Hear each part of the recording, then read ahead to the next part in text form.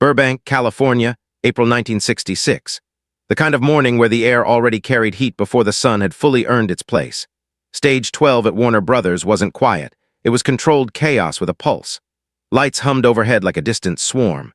Crew members moved with practiced speed, rolling cables, checking marks, tightening clamps, calling out numbers that meant something only to people who'd lived their lives inside schedules. A Western comedy was in production. Big set, bigger expectations, and a calendar so tight it felt like a noose. Every minute had a price tag. Every delay had a victim. Dean Martin arrived before dawn, not because anyone demanded it, but because he'd learned a rule older than Hollywood itself. The camera forgives a lot, but time forgives nothing. He was 50 and running on the kind of tired you don't complain about, tired that comes from work, from responsibility, from showing up even when no one would blame you for not showing up. He'd filmed late the night before, smiled for audiences, hit marks, hit notes, played, cool, like it was effortless. But behind the ease was discipline, quiet, stubborn discipline. In makeup, the artist worked around his eyes while Dean stared into a mirror that had seen 1,000 faces become something else. Wardrobe had his costume waiting. Leather vest, white shirt, dark trousers, boots, gun belt, hat angled just right. By 7, he stood on the saloon set and ran lines with the director, Michael Gordon, who kept tapping the side of his clipboard like he could physically press the day into behaving. The scene was simple on paper, 3 pages of dialogue, a little physical comedy, a lesson about humility wrapped in laughter, but the schedule behind it was not simple. 6 scenes were planned. All required both leads. No wiggle room, no backup plan. The second lead was a young actor, the kind the town called the next thing before the next thing ever proved it could last. Handsome, hungry, and newly convinced that talent was a passport that didn't require stamps. His name in the script was important. His name on the call sheet was circled. He had the same call time as Dean. He was supposed to be there. 7 o'clock came, then it left. At first, nobody panicked. People get caught in traffic. People misread the time. People make mistakes. The assistant director, Peter Walsh, checked the call sheet again anyway because hope is expensive on a set. He scanned the parking area through the stage door window like he could summon a car by staring hard enough. Nothing. No red Corvette. No rushed apology. No footsteps sprinting down the corridor. By 7:30, the air had changed. Not dramatically, no shouting, no thrown objects, just a creeping shift in the shoulders of the crew, the way jokes died before they landed. Cameras were ready. Lights were set. Extras waited in costumes that grew warmer with every passing minute. People who had woken up at 4 in the morning were now sitting on apple boxes, staring at the floor, watching their time drain away. At 8, Michael Gordon began pacing. He was on his 3rd coffee, the kind you drink when you're not thirsty, just trying to keep your anger from spilling out of your mouth.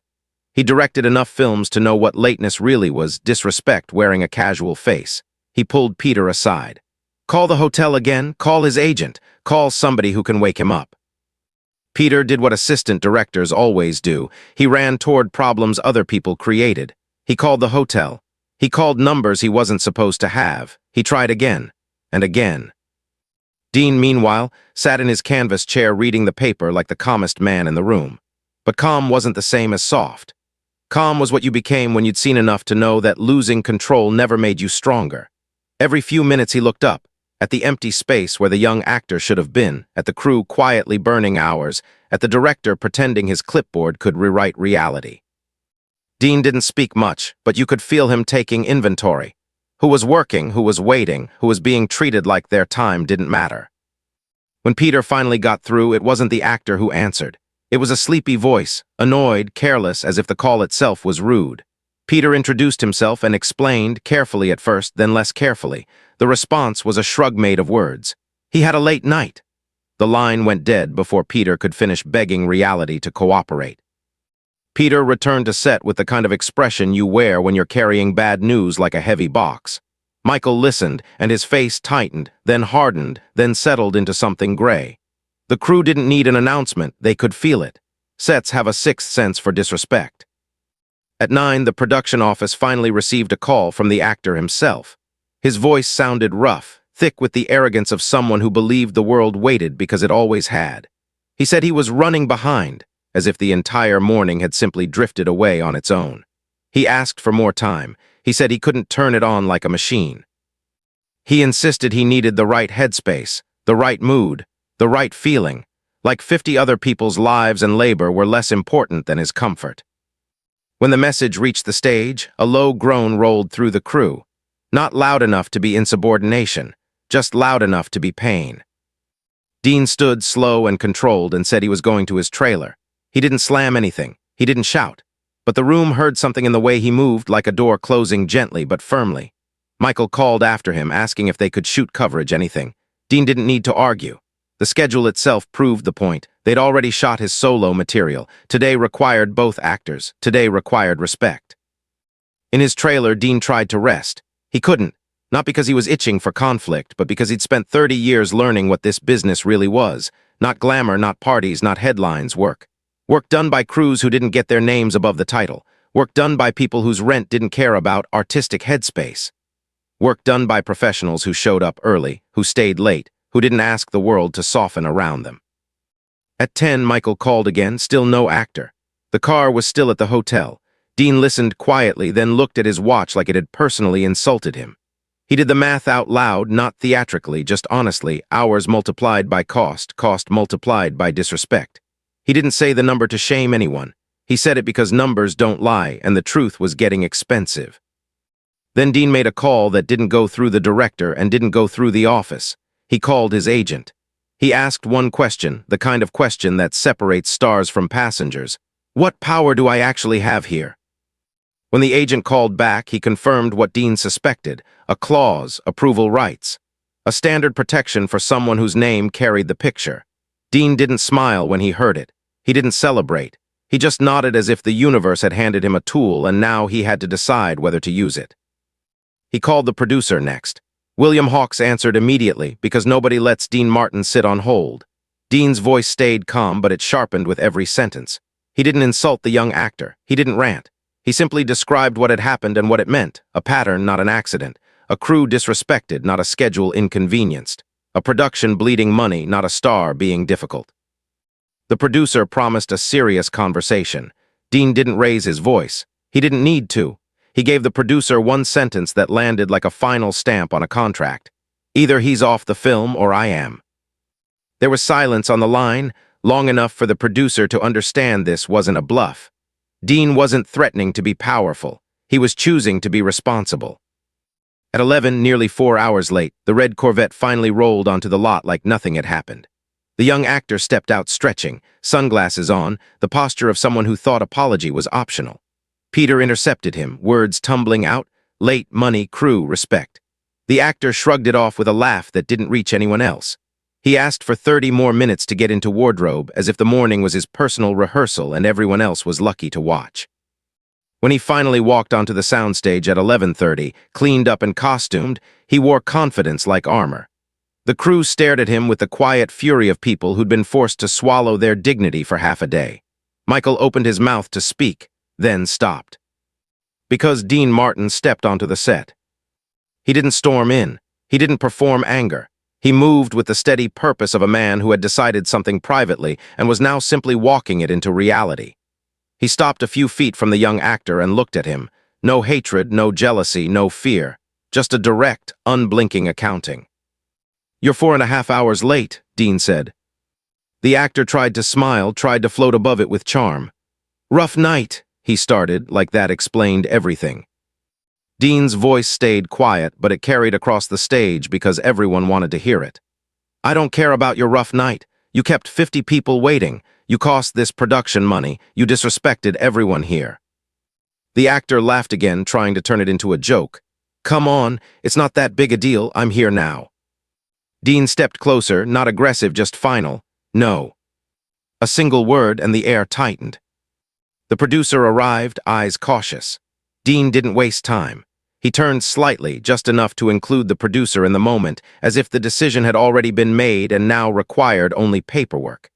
The producer nodded, slowly, reluctantly, like a man watching the dominoes tip. Dean looked back at the young actor. His expression didn't change. That was the scariest part. And then, with the calm of a man choosing a standard over a scandal, he said the words that didn't need a spotlight to be unforgettable. "Pack your things." The soundstage didn't erupt right away. For half a second, shock held everyone still. Then the whispers started, gasps, murmurs, the rapid, stunned movement of people realizing they just watched a line get drawn in permanent ink. The actor's face went pale beneath the makeup. His mouth opened, searching for a world where consequences could be negotiated. "You can't do this," he said, suddenly smaller than his swagger. "I have a contract." The producer stepped in, voice firm, explaining what for cause meant without drama.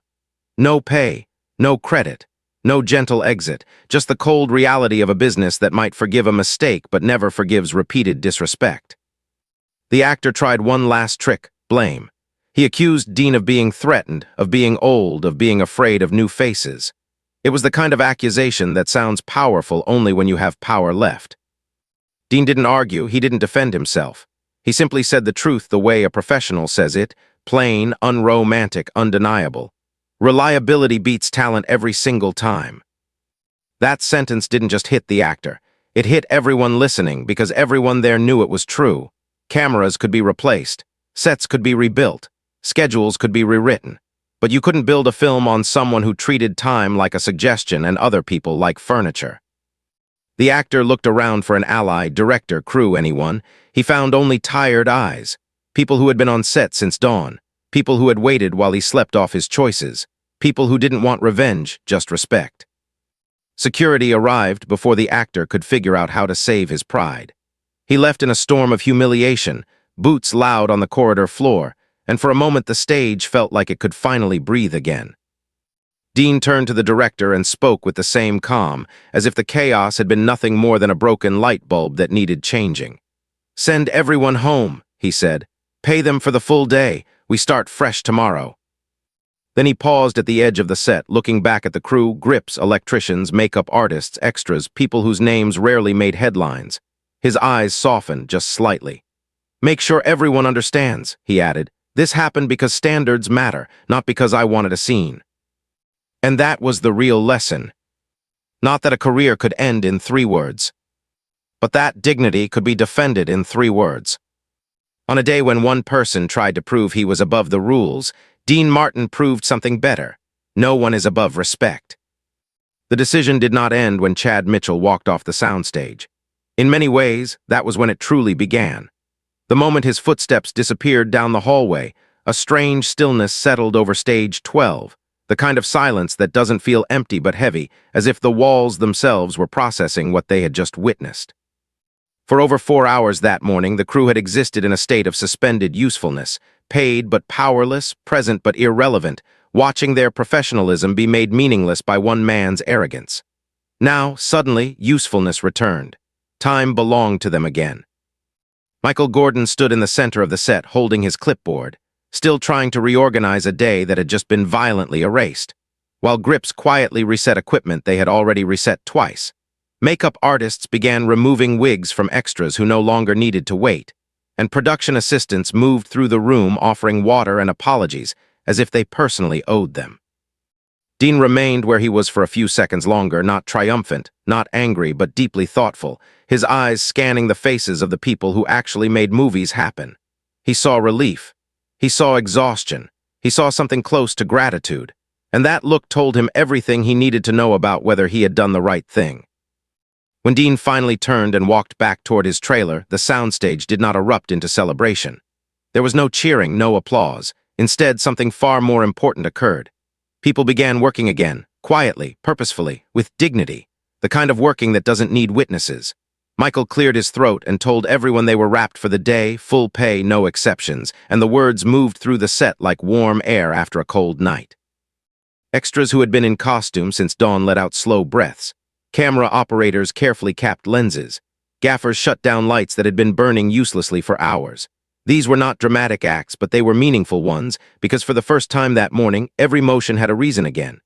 As the crew filed out, small conversations started everywhere, not gossip, not jokes, but quiet reflections. Some talked about how they'd never seen a star do something like that. Others said they'd worked on productions where actors were late every day and nobody ever spoke up. One older electrician, gray-haired and soft-spoken, told a younger grip, "That's what leadership looks like. Not yelling, not blaming, just protecting the work." The words spread faster than any rumor ever could. Inside his trailer, Dean removed his hat and sat down heavily, finally allowing the fatigue he'd been carrying since before dawn to reach him.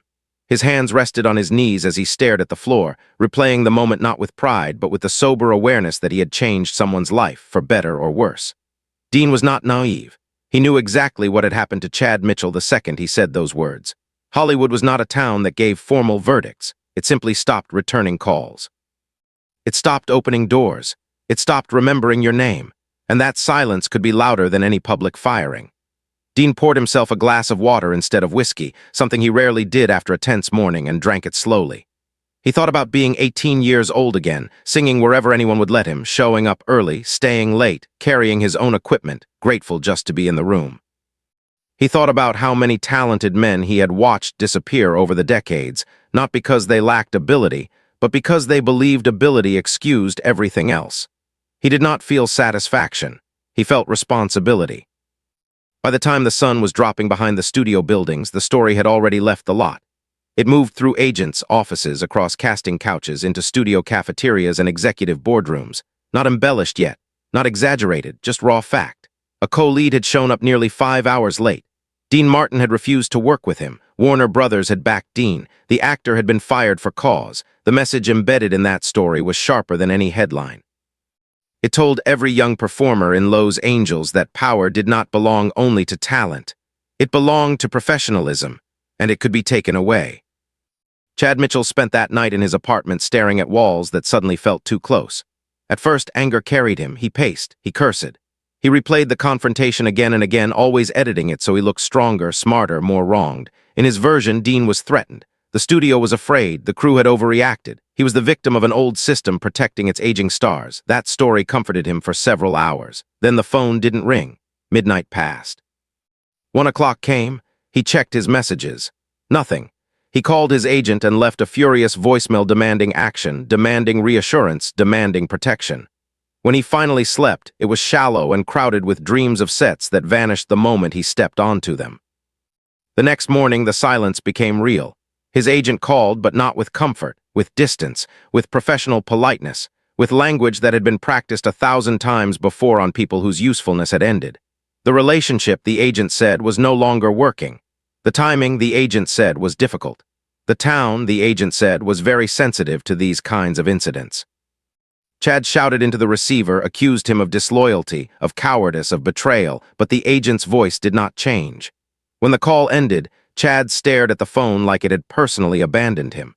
For the first time since he had arrived in Hollywood, the protection was gone. There was no shield between him and his own reputation. On stage 12, meanwhile, a very different transformation was unfolding. Michael Gordon gathered his department heads around a long folding table and laid out the reality of what they were facing. Scenes had to be rewritten. A major character had to be removed or reshaped. The schedule had to be rebuilt almost from the ground up. None of this was easy. None of it was cheap. But instead of panic, something almost unfamiliar filled the room: willingness.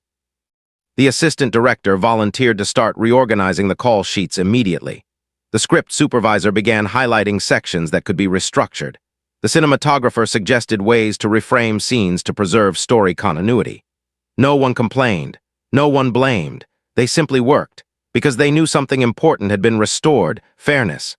And when fairness exists, effort multiplies. That afternoon, a replacement actor was proposed. Not a rising star, not a magazine cover, a veteran character performer who had spent his career doing exactly what productions needed him to do. He arrived the next day with his own marked script, shook hands with crew members by name, and asked where he could be useful. He listened more than he spoke. He showed up 30 minutes early. He stayed after wrap to ask if anyone needed anything before tomorrow. The difference was immediate and electric. Sets breathe differently when ego leaves the room. Scenes move faster, adjustments happen without arguments, laughter comes back, even the lights feel warmer. Late that evening, as Dean walked past the grip truck toward his car, a young production assistant hesitated, then stepped forward. He was maybe 22, still new enough to the industry that everything felt fragile. He thanked Dean, awkwardly at first, then with growing confidence. Not for firing someone, for standing up for them, for proving that the hours they gave mattered. Dean listened, nodded once, and put a hand on the young man's shoulder. He didn't give a speech. He didn't make a lesson out of it. He just said, "This business only works if we respect each other." And then he went home. That night, on two different sides of Los Angeles, two very different realities existed. On one side, a production that had been bleeding time and morale began quietly healing, anchored by a standard that everyone now understood. On the other, a young actor sat alone, refreshing his messages, waiting for a phone that no longer belonged to him. Both futures had been shaped by the same morning. Both were consequences, and neither had anything to do with luck. In Hollywood, consequences rarely arrive with drama. There are no courtroom scenes, no final speeches, no closing credits that announce what someone has lost. Consequences arrive quietly. They arrive in the form of unanswered phones, meetings that never get scheduled, scripts that stop being sent. Chad Mitchell learned this slowly, the way people always do when their identity has been built on attention. The first few days after his firing, he expected outrage. He expected debate. He expected someone powerful to call and tell him this would all be smoothed over. Instead, there was only distance. His agent was gone. The studio had closed ranks. Even casual acquaintances from parties stopped returning messages. It felt less like being rejected and more like being erased, as if his name had been written in pencil and someone had finally rubbed hard enough to remove it. He walked the same streets he had walked weeks earlier, past the same studio gates and coffee shops where assistants used to greet him by name, and now no one looked up. It was not cruelty that unsettled him. It was indifference. He tried to fight it at first. He sent out headshots, called casting offices directly, showed up at auditions he'd heard about through friends who were still inside the system. He was polite. He was early. He was suddenly everything he had not been. But professionalism, once absent, does not erase memory. Casting directors listened to him read, nodded, smiled, and then chose someone else without explanation. One assistant finally took pity on him and said quietly, "It's not about your performance, it's about risk." That single word followed him home and sat with him in the dark. Risk, not talent, not looks, not even attitude. Risk. The possibility that a set might stop moving because he did not arrive when the work needed him. That possibility was now his reputation. While Chad drifted through shrinking rooms, Texas across the river began to stabilize. The rewritten script shifted the emotional center of the film, leaning more heavily into Dean's character, deepening the arc, allowing moments that had once been shared to now carry more weight. The new supporting actor slid into the production like a piece that had always belonged there. He didn't bring glamour, but he brought something far more valuable: reliability. He hit his marks. He learned revisions overnight. He thanked wardrobe. He joked with grips. He asked lighting if they needed extra time. These were small behaviors, almost invisible, but they accumulated into something the entire set could feel. Days ended on schedule. Scenes wrapped early. People left work tired but not defeated. The quiet tension that had once lived in the corners of the soundstage dissolved into something like pride.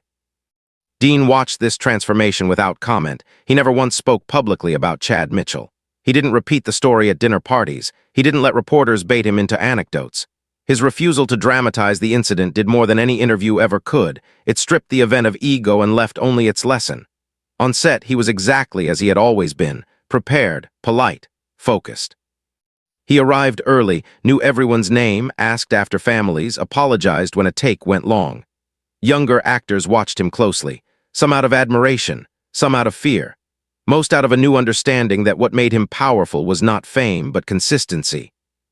One afternoon, several weeks into the revised shoot, a sudden rainstorm knocked out power to part of the lot, delaying production unexpectedly. Instead of frustration, something remarkable happened. Crew members immediately began reorganizing, protecting equipment, resetting priorities without waiting to be told. The assistant director later remarked that he had never seen a set respond so quickly or so cooperatively to disruption. It was as if a collective trust had formed, the kind that only exists when people believe the rules apply to everyone. That trust was Dean's real legacy on that film, not the firing, the environment it created afterward. Chad, meanwhile, followed the shrinking geometry of his career east. New York felt like a reset at first. Smaller stages, smaller audiences, fewer memories of who he had been supposed to become. He auditioned for theater roles in rooms that smelled of dust and coffee, where no one cared what studios he'd worked for or who he'd once been cast beside.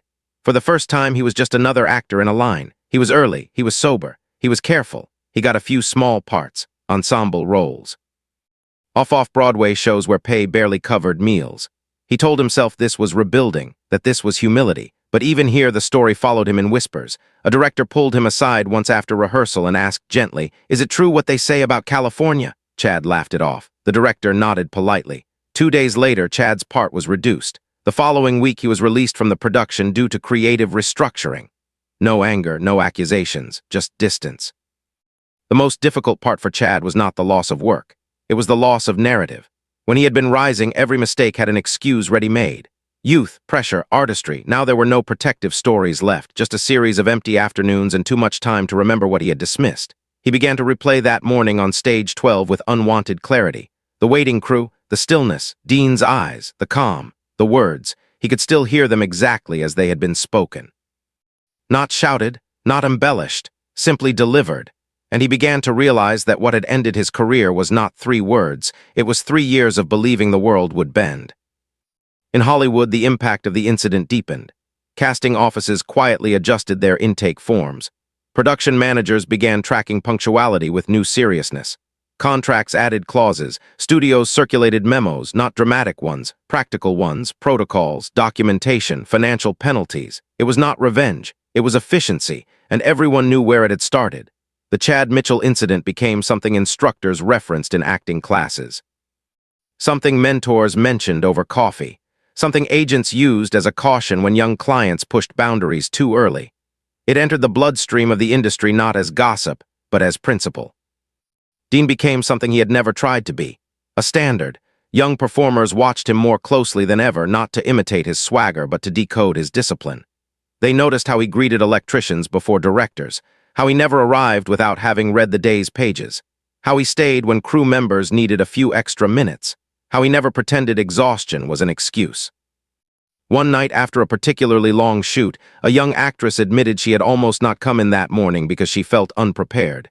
Dean smiled gently and told her, "Showing up prepared is respect, for yourself and for everyone else." She later said that sentence shaped her entire career.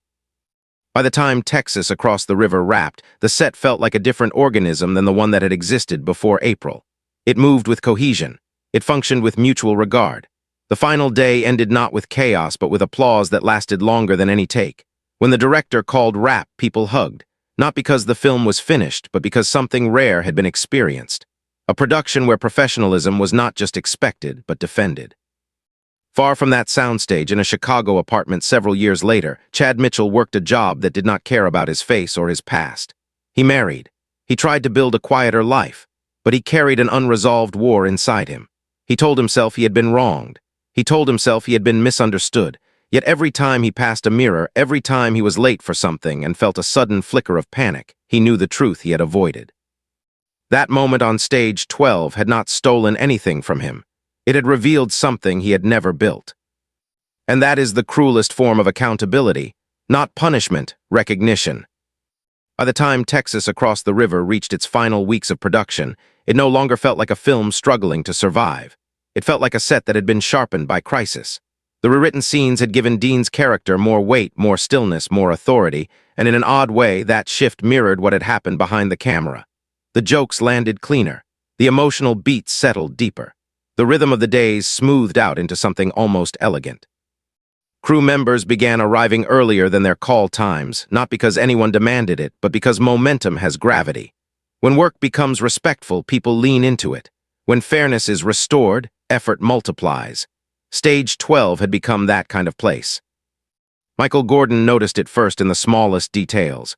He noticed that when he called for quiet, it happened immediately. He noticed that lighting adjustments took minutes instead of arguments.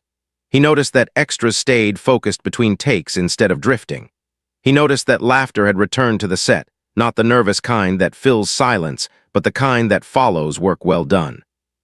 And he knew, though he never said it out loud during production, that the turning point of this entire film had not been a script change or a casting choice. It had been a moment when someone powerful had decided that standards were not decorative. They were structural. Dean never lectured about what had happened. He never framed himself as the center of the story. He arrived each morning as he always had, said good morning to the people he passed, checked in with wardrobe, spoke quietly with the director, ran lines when needed, and went to work. Yet the effect of what he had done continued to ripple outward in ways he did not control and did not attempt to. Young actors on neighboring soundstages began arriving earlier. Assistant directors felt more confident in forcing call times. Producers quietly backed their crews when delays were not acceptable. The change was subtle, but it was real. It was cultural. and culture, once shifted, rarely returns to its previous shape. When the film wrapped, there was no dramatic speech, no grand statement about accountability, just a small gathering, some drinks, tired smiles, and a sense of shared survival.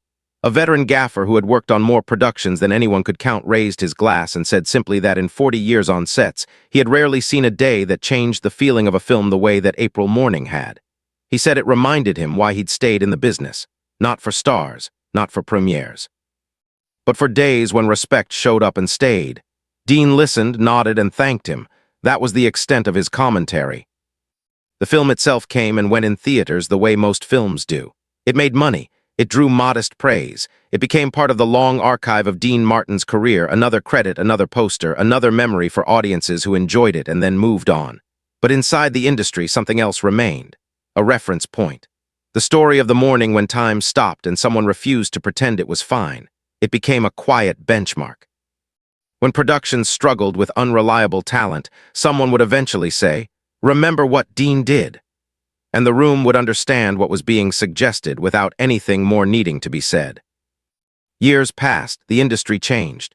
New stars arrived, old ones faded, studios merged, cameras evolved, but the underlying reality of filmmaking did not. It remained an art built on logistics, on coordination, on hundreds of people trusting each other with their hours. And within that reality, the Chad Mitchell incident endured not as scandal, but as example. Acting teachers used it when they spoke about professionalism. Producers referenced it when negotiating contracts. Crew members told it to new hires when they wanted to explain what a good set felt like. The details shifted, as stories always do, but the core never did. Someone had shown up late enough times to endanger a production. Someone else had decided that would not be tolerated. The rest of the industry had watched and learned. Chad Mitchell's life, far from Hollywood, moved on in a quieter, heavier way. He built routines. He worked. He tried to be present, but regret has a way of reappearing when the noise stops. There were moments, according to people who later knew him, when he would stare at a television and suddenly leave the room. Moments when he would grow distant without explanation. He never fully escaped the memory of what might have been, not because fame was everything, but because he knew how close he had been to something meaningful and how casually he had treated it. The tragedy of his story was not that someone fired him. It was that he never learned the lesson before the cost became irreversible. Dean aged, he made more films, he sang, he hosted. He lived the rest of his public life largely untouched by that April morning. But on rare occasions, when journalists who had done their homework asked about professionalism, about difficult decisions, about the responsibility of stars, he spoke of it not as an act of power, but as an act of protection. He said filmmaking was not built on talent alone. It was built on trust. And trust, once broken too often, collapses everything standing on it. He never said Chad's name with bitterness. He said it with sadness. With the sadness of someone who had watched potential rot under entitlement and knew that no amount of kindness could substitute for consequences. When Dean Martin died in 1995, tributes poured in celebrating his voice, his humor, his elegance, his place in the Rat Pack, his cultural influence. But in some of the longer remembrances, written by people who understood the industry from the inside, there appeared a quieter note, that he had been professional when it was not fashionable, that he had respected crews when it was easier not to notice them, that he had once taken a stand that protected time, dignity, and collaboration. It was not the headline of his life, but it was part of its architecture. The real ending of this story does not belong to a soundstage or a studio lot. It belongs to every workplace where someone decides whether standards will be enforced or excused. It belongs to every moment when convenience competes with integrity. Dean Martin did not end a career that morning. He drew a boundary, and boundaries do not exist to punish. They exist to preserve what matters. The crew mattered. The production mattered. The time of 50 people mattered. And by choosing to protect those things, he left behind something more durable than any single film. He left a reminder that success without discipline is temporary, that talent without respect is fragile, and that the simplest acts of leadership are often the hardest ones to perform. An actor showed up 5 hours late. A man who had spent his life showing up decided that was enough, and in doing so, he gave Hollywood something it rarely celebrates but always needs: a standard.